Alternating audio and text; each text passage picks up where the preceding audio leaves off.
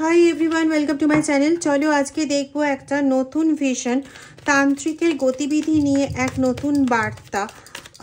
যে ভিশনটা পেয়েছি সেটা অনুযায়ী এখন আর তারা অমাবস্যা, পূর্ণিমা বা পার্টিকুলারলি এই তিথিগুলোকে তারা ইউজ করছে না, অন্য কোনোভাবে ইউজ করছে, যার জন্য আমাদের যে আগের ভাবনা চিন্তা ছিল বা আমরা যে আগে দেখতাম, ভাবনা চিন্তা নয়, আমরা যেটা দেখতাম যে অমাবস্যা পড়লে পরে শরীর খারাপ হচ্ছে, পূর্ণিমা পড়লে পরে শরীর খারাপ হচ্ছে, বা পূর্ণিমার একদিন আগের থেকে শরীর খারাপ হচ্ছে, এই জিনিসটার কিন্তু ভালো রকম বদল হচ্ছে। তোমরা অনেকেই আছো যারা দেখছো পার্টিকুলারলি শরীর খারাপ যেদিন যেদিন বেশি হচ্ছে সেদিনটা একটু খেয়াল করে দেখো, সেটা কোনো অমাবস্যা, পূর্ণিমা এরকম ধরনের হচ্ছে না, হচ্ছে সেটা হচ্ছে যে তোমাদের নবমী তিথি হচ্ছে বা সপ্তমী তিথি হচ্ছে, নবমী তিথি হচ্ছে, সপ্তমী তিথি হচ্ছে, বা চতুর্দশী, ঠিক আছে, এই রকম ধরনের দিনগুলো হচ্ছে, যেগুলো তোমার ইয়েরা চাইছে, মানে তোমার তান্ত্রিকেরা চাইছেন যে, তোমার তান্ত্রিক না অ্যাকচুয়ালি তোমার শত্রুরা চাইছেন যে এমন কোনোভাবে ঘায়েল করতে যাতে তুমি পুরোপুরি ঘায়েল হতে পারো, in respect of every aspect, মানে সমস্ত দিকে ঘায়েল করার পরিকল্পনা রয়েছে। সেটা শুধুমাত্র যে মানসিক শারীরিক সেটা নয়, সবচেয়ে বড় আঘাতটা আনার চেষ্টা হচ্ছে রিলেশনশিপের দিকে, কারণ তোমার কাছে রিলেশনশিপ ভীষণ বড় মানে রাখে, ভীষণই বড় মানে রাখে। মানে রিলেশনশিপ যদি নষ্ট হয়ে যায় তাহলে তোমার কাছে হচ্ছে বাকি জিনিসটা হচ্ছে ওই কোনো রকমের চলার জন্য করতে হবে, তাই করা। তুমি মরিয়া হয়ে ওঠো এই কারণের জন্য যে তুমি কবে তোমার রিলেশনশিপের জায়গাটা ফেরত পাবে, কবে তুমি তোমার এই যে বেঁচে থাকার একটা মানে ফেরত পাবে। এবার তোমার কাছে হচ্ছে এটা হচ্ছে সর্বোচ্চ জায়গা যেখানে তুমি সবার সঙ্গে মিলেমিশে থাকতে চাও, কিন্তু তোমার থার্ড পার্টি তোমাদের এই একত্রে থাকাটাকে একদমই মেনে নেয় না, পছন্দ করে না রাদার, এবং সবচেয়ে বড় কথা হচ্ছে ভীষণ ভীষণ ভীষণ ভীষণ হিংসা করে। এবং শুধু হিংসা করেই থামে না, তার উদ্দেশ্য হচ্ছে যে কোনোভাবে, by hook or by crook, যে কোনোভাবে হোক না কেন তোমাদের এই রিলেশনশিপটাকে স্পয়েল করা।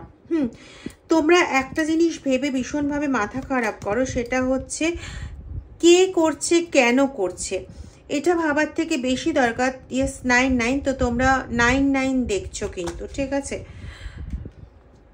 এর থেকেও তোমাদের ভাবার বেশি দরকার যে কি যা হচ্ছে, যা করে ফেলেছে, তারা করে ফেলেছে, যেটা কেন করেছে ভেবে তো কোনো লাভ নেই। তারা করেছে তাদের হিংসাতে, কেউ কারো ক্ষেত্রে করা হচ্ছে প্রপার্টির জন্য। এটা নিয়ে আমি ডিটেলে একটা ভিডিও আনবো ভেবেছি, যেখানে মানে 3টে বা 4টে গ্রুপ রাখবো এবং প্রত্যেকটা গ্রুপের জন্য আলাদা আলাদা করে মানে মেনশন করার চেষ্টা করব, বা ইন জেনারেল যদি সবারই হয় তো সেখানেও মেনশন করার চেষ্টা করব যে পার্টিকুলারলি কি রিজনে। তবে এখানে যেটুকুনি আমার মনে হচ্ছে মেনলি দুটো রিজন, একটা হচ্ছে তার নিজের কোনো হ্যাপি লাইফ নেই, সে নিজের হ্যাপি লাইফ যেহেতু নেই তো কারোর হ্যাপি লাইফ দেখতেও সে একদমই পছন্দ করে না। আর সেকেন্ড হচ্ছে সম্পত্তি। তোমার যা সম্পত্তি আছে বা তোমার যা নিজস্ব জিনিস আছে সেই নিজস্ব জিনিসটাকে সে নিতে চায়। হতে পারে সেটা কিন্তু তোমার জনের লোক, ঠিক আছে, মানে তোমার নিজস্ব লোককেও সে নিতে চাইতে পারে, কারণ সে দেখে তোমার সঙ্গে যার এত ভালো সম্পর্ক সেই ব্যক্তি বা সেই মহিলা সঙ্গে তারও বেশ ভালো সম্পর্ক মানে কথাবার্তা খুব ভালো বলে, মেলামেশা যথেষ্ট ভালো মতন করে, কিন্তু কোনো রকম নেগেটিভ কোনো ভাবনা টুয়ার্ডস হিম অর হার, হতে পারে এটা তোমার শালা, হতে পারে এটা তোমার কি বলবো, মানে ভাইস ভার্সা বলছি, এটা দেওর শালা বা ননদ শালি এরকম ধরনের বলতে চাইছি। তো এই ক্ষেত্রে তোমাদের কিন্তু তাদের প্রতি কোনো রকম নেগেটিভ মনোভাব নেই, বা তোমার পার্টনারেরও কিন্তু নেই, কিন্তু সে এই জন্য হিংসা করে যে সে কেন পাবে না। তুমি তার দিদি হয়ে তুমি এত ভালো একটা রিলেশনশিপ পাবে, অথচ সে তোমার বোন হয়ে এরকম কষ্ট পাবে, একা একা থাকবে। এত ভালো রিলেশনশিপ তো সেও ডিজার্ভ করে, তার মনে এরকম একটা চলে। অ্যান্ড এটা কিন্তু ভাইস ভার্সা। হ্যাঁ, দেখো এখানে আমি একটু আগে বললাম 999 দেখছো, এখানে তোমরা কিন্তু 10 10 10 অবশ্যই দেখছো, যাদের ক্ষেত্রে এরকম ম্যাটার চলছে যে তোমার বোনই তোমার সংসার ভাঙার জন্য একদম মানে কি বলবো উঠে পড়ে লেগেছে।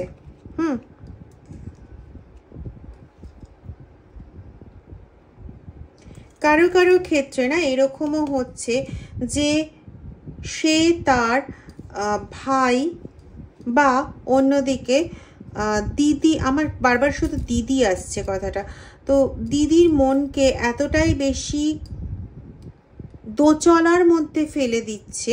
হতে পারে এটা কোনো ভাইও হতে পারে যে দিদির মনকে প্রচণ্ড দোচলার মধ্যে ফেলে দিচ্ছে, ফেলে দিয়ে তাকে প্রচণ্ড কষ্ট দেওয়াটা একটা উদ্দেশ্য। এখানে আমি একটা অদ্ভুত ইন্টারেস্টিং ইনটিউশন পাচ্ছি, সেটা হচ্ছে যে যখন মানে ওয়াইফ যখন বাপের বাড়িতে ছিল, যখন সে মেয়ে হিসেবে ছিল, তখন সে সবচেয়ে ভালো পরিবেশটা পেত বাড়িতে, সবার অ্যাফিনিটিটা বেশি পেত, বা সবার থেকে যে বলে না যে ভালোবাসা, সবার কেয়ারিং অ্যাটিটিউড, এগুলো অনেক বেশি পেত। তো সেই জায়গাটা কোথাও তার পছন্দ নয়। সে ভেবেছিল যে তোমার বিয়ে হয়ে যাওয়ার পর বা তোমার পার্টনারের বিয়ে হয়ে যাওয়ার পর, আমি এই জন্য ওয়াইফ কথাটা উল্লেখ করছি কারণ কারো কারো ক্ষেত্রে এটা পার্টনার বোঝাচ্ছে। 6 7 8 পরপর এসছে, তো এখানে 6 আর 8 দিয়ে 7টাকে এনহ্যান্স করা হচ্ছে। তো এখানে যেটা বলা হচ্ছে যে যখন ওয়াইফ সরে যায় তার নিজের বাড়ি থেকে, তখন তার বোন বা তার ভাই, বিশেষ করে তার ভাই, তখন ভাবে এবার আমি একনায়কত্ব পেয়ে গেছি বাড়িতে। কিন্তু সেটা যখন দেখছে যে সেই একনায়কত্বটা সে পায়নি, তাতে তার প্রচণ্ড একটা গ্রিভেন্স শুরু হয়ে যায়। সে দেখছে যে তার বাবা যে কোনো ইয়েতে, ইয়েস 999, প্রথমেই বলেছিলাম 999 তোমরা দেখছো, কিন্তু আমি তখন দুটো 9 পেয়েছিলাম, 999। আচ্ছা, সে দেখছে যে বাড়ির কোনো রকম সমস্যা যখন হচ্ছে, তখন তোমার মানে তোমাকে বা তোমার ওয়াইফকে ফোন করা হচ্ছে, ফোন করে বাড়ির সমস্যা মেটানোর জন্য যা যা করার দরকার সেটা নিয়ে আলোচনা হচ্ছে তোমার ওয়াইফের সঙ্গে, বা তুমি যদি নিজেই স্ত্রী হও তো তোমার সঙ্গে আলোচনা হচ্ছে। সেক্ষেত্রে তোমার ভাই কিন্তু প্রচণ্ডভাবে রেগে যাচ্ছে। হ্যাঁ, ওয়াইফের ভাই কিন্তু প্রচণ্ডভাবে রেগে যাচ্ছে, তার এই জিনিসটা মোটেই পছন্দ হচ্ছে না যে তোমার তো বিয়ে হয়ে গেছে, তারপরেও তুমি এত আধিক্য কেন পাবে, এত ইয়ে কেন পাবে। তোমার কোনো রকম শরীর খারাপ বা কোনো কিছু হলো, সঙ্গে সঙ্গে তুমি তার ভালোবাসা পেয়ে যাচ্ছ, তুমি পরিবারের থেকে কেয়ারিং জায়গাটা পেয়ে যাচ্ছ, পরিবার তোমাকে কোনোভাবেই নেগলেক্টেড হতে দিতে চাইছে না, এটা কেন তুমি পাবে, তোমাকে হাতে করে কেন সযত্নে ধরে রাখবে, এটাই হচ্ছে মেন সমস্যা। আর এই সমস্যার বলে পড়ে সে আদৌ এটা ভাবছে না যে তার নিজের সিস্টারের প্রতি সে এই জিনিসটা করছে, সে তোমাকে এখন এক বড় একটা শত্রু হিসেবে দেখছে এবং সে তার জন্য যাচ্ছে বিভিন্ন তান্ত্রিকের কাছে। এবার তান্ত্রিক তার নিজস্ব ভুল কিন্তু বদল করে ফেলেছে। সে দেখছে এই আজকে থেকে যায় এরকমটা নয়, সে যায় অনেক দিন থেকে, এবং তখন অমাবস্যা পূর্ণিমা এতেই সমস্যাগুলো হতো। কিন্তু তুমি এখন নিজে যেটা দেখছো যে সমস্যা কিন্তু শুধুমাত্র অমাবস্যা পূর্ণিমায় হচ্ছে না, সমস্যাগুলো অন্য সময়তে হচ্ছে, বিশেষ করে তিথি অনুযায়ী চতুর্থী, নবমী, সপ্তমী, একাদশী, চতুর্দশী, এই তিথিগুলোতে বিশেষ করে সমস্যা হচ্ছে। ঠিক আছে, তো কি কি সমস্যা হচ্ছে আগে অনেকবার বলেছি। সমস্যাগুলোর মধ্যে প্রধান উল্লেখযোগ্য হচ্ছে ঘাড়ে ব্যথা, কোমরে ব্যথা, এই দুটো তোমরা পাবে। পায়ে ব্যথা, এই টেস্টে পায়ে ব্যথা পাবে, এবং তার সঙ্গে যেটা থাকবে খুব হালকা হালকা একটা জ্বরের ভাব থাকবে। কেউ কেউ এটা দেখতে পাচ্ছ, এটা খুব কম জনের ক্ষেত্রে, হ্যাঁ, কেউ কেউ এটা দেখতে পাচ্ছ যে তোমাদের পেছনে মেবি কেউ আছে, কিন্তু মানে ওটা একটু হ্যালোসিনেশনের মতন মনে হচ্ছে, যেটাকে তোমরা ইগনোর করছো। কিন্তু এটা যদি বারংবার হয় তাহলে তার সঙ্গে লক্ষ্য করার চেষ্টা করবে যে কোনো ব্যথা বা কোনো কিছু আছে কিনা। কারণ এটা নর্মালও হতে পারে যে আমি একা কাজ করছি, ঘরে কেউ নেই, আমার মনে হলে পেছনে কেউ দাঁড়িয়ে আছে। এটা একটা মেন্টাল সিকনেস থেকেও হতে পারে, কিন্তু বা মেন্টাল একটা কি বলবো, মানসিক একটা চাপের থেকে হতে পারে। সেটা নয়। যদি দেখো যে প্রকৃতই কেউ এসে দাঁড়িয়ে আছে ভাই, সেটা যাদের সঙ্গে হয় তারাই বুঝতে পারে। তার সঙ্গে একটা গায়ে ভারী ভারী বোধ হওয়া একটা ব্যাপার হবে এই কেসে, এই পার্টিকুলার এই কেসে বলছি, ভারী ভারী বোধ হওয়া একটা ব্যাপার হবে। মনে হবে এরকম যে কোথাও একটা চাপ হচ্ছে, যেখানে শ্বাস নিতে কোনো একটা অসুবিধে মতন হচ্ছে, কিন্তু সেটা উইদিন 5 মিনিটস সেটা কেটে যাচ্ছে। ঠিক আছে, তো এই রকম যদি হয় তো সেক্ষেত্রে একটু অ্যালার্ট হওয়ার প্রয়োজন আছে। তোমার ঈশ্বরের নাম জপ করো। আমি বারবার এক কথা বলি যে ঈশ্বরের থেকে বড় কেউ নেই, মহাদেবের থেকে বড়, যেহেতু আমি ইউনিভার্স হিসেবে মহাদেবকে মানি, তো সেই জন্য আমি বললাম মহাদেবের থেকে বড় কেউ নেই। এবার তোমার কাছে তিনি আল্লাহ, কৃষ্ণ যেই হতে পারেন, জেসাস বা ইউনিভার্স যেই হন না কেন, ইউনিভার্স তো অবশ্যই এই দিকগুলো দেখছেন। তো তোমার ক্ষেত্রে যদি এরকম ধরনের সমস্যা হয় তো তখন ইউনিভার্সকে ডাকো, তোমার যে আরাধ্য দেবতা তাকে ডাকো, তোমার সমস্যার সমাধান কিন্তু ঘটবেই।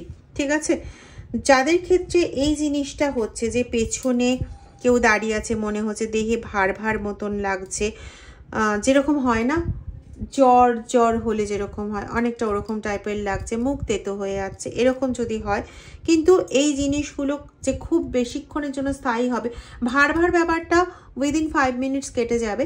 তারপরে হয়তো ওইগুলো হয়তো বড় জোর রাত্রি 9টা 9:30 পর্যন্ত থাকলো কি 8:30 পর্যন্ত থাকলো, তারপরে ওগুলোও গায়েব হয়ে যায়। যাদের ক্ষেত্রে এরকমটা হচ্ছে তারা 7/7 দেখছো, তারা 7/7 দেখছো। ঠিক আছে, তাহলে এখানে কিন্তু আমি 3টে কন্ডিশন বলেছি, একটা 10/10/10 বলেছি, একটা 9/9/9 বলেছি, একটা 7/7 বলেছি।